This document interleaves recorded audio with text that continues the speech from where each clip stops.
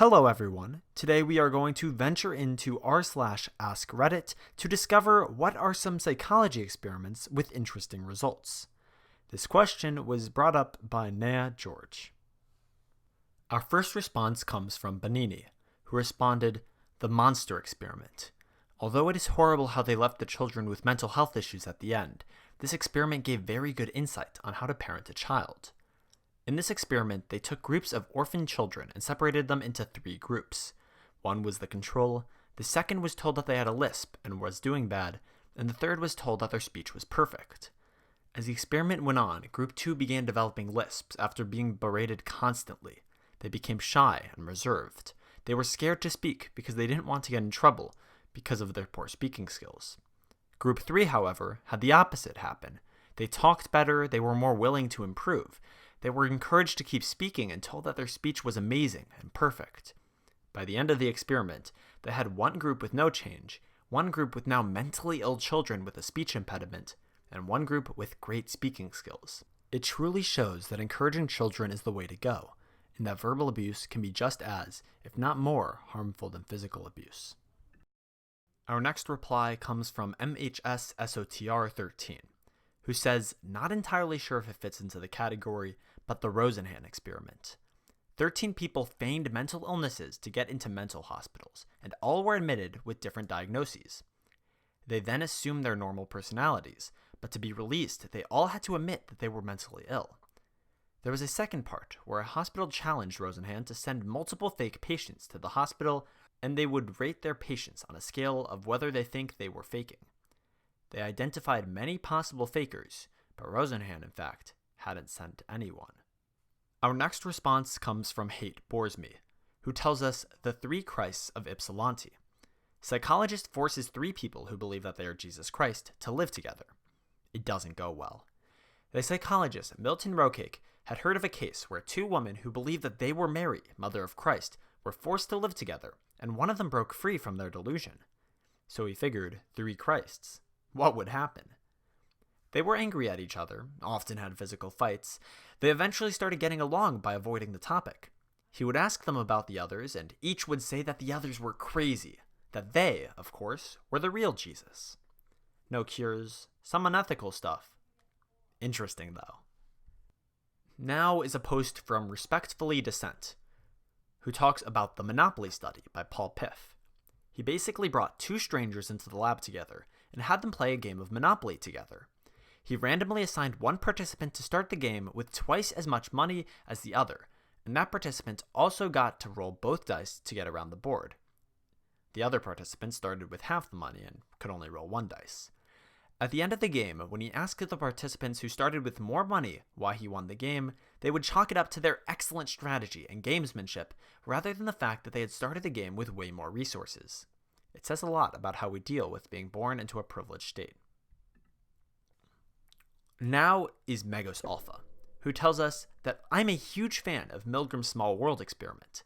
It is more sociology than psychology, but I still think it is really cool. Milgram sends out 160 letters containing the name and address of a stockbroker in Boston to people in Omaha, Nebraska. They had to send it to someone they thought would get the letter closer, but they couldn't mail it directly to the stockbroker. Interestingly, most people that sent on the letter sent it to the same group of people on the 5th degree. It only took 6 people, hence the 6 degrees of separation, to arrive on average. It shows how interconnected our world is, even before the internet, which is happy to think about. Our next post comes from Mitzi Mitzi, who tells us that if you stare into a dimly lit mirror for 10 or more minutes, you start to see hallucinations.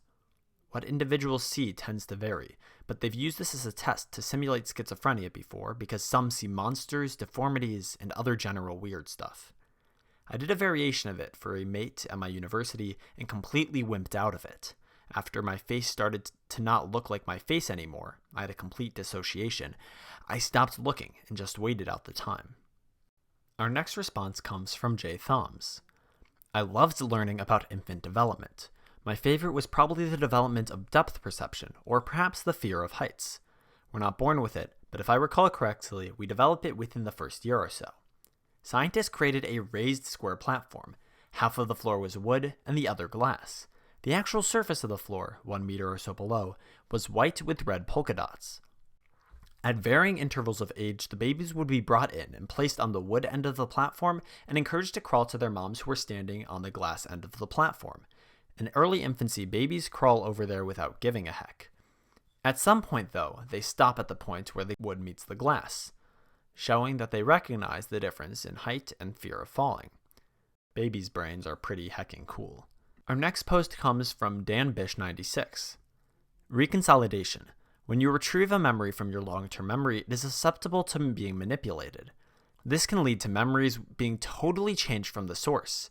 This is why eyewitness accounts cannot be fully seen as true. This knowledge is also being used to help people with PTSD by changing the negative memories they have of their particular trauma. You have been banned from r/Mandela Effect. And maybe sometime we can do a video on that one too. It's a very interesting subreddit. Our last post comes from I Got Satan, who says the influence of the color red in sports. Judges were shown a video of a taekwondo match and awarded more points to the red competitor versus the blue competitor. When the colors were digitally reversed, judges awarded more points to the other, now red competitor. Since there's a lot more interest than I expected, here's some more info. Red may be a signal of dominance, as reddened skin is associated with higher testosterone, or possibly higher fertility in women. Wearing red may induce intrinsic psychological effects, which increase dominance in addition to altering the perceptions of others. Researchers found that putting red leg bands on birds increased dominant behavior, as they took the lion's share of the food. For my psychology degree dissertation, I presented photos of men to be rated on a scale of friendly to threatening. Men received a higher threat score if I photoshopped their t-shirt to be red. And that concludes our adventure to r/AskReddit. What did you think about these psychology experiments? I personally believe that if we could apply them correctly, we could change the world. But I want to know what you think. So put that down in the comments below, and also leave a like if you enjoyed this video. Thank you.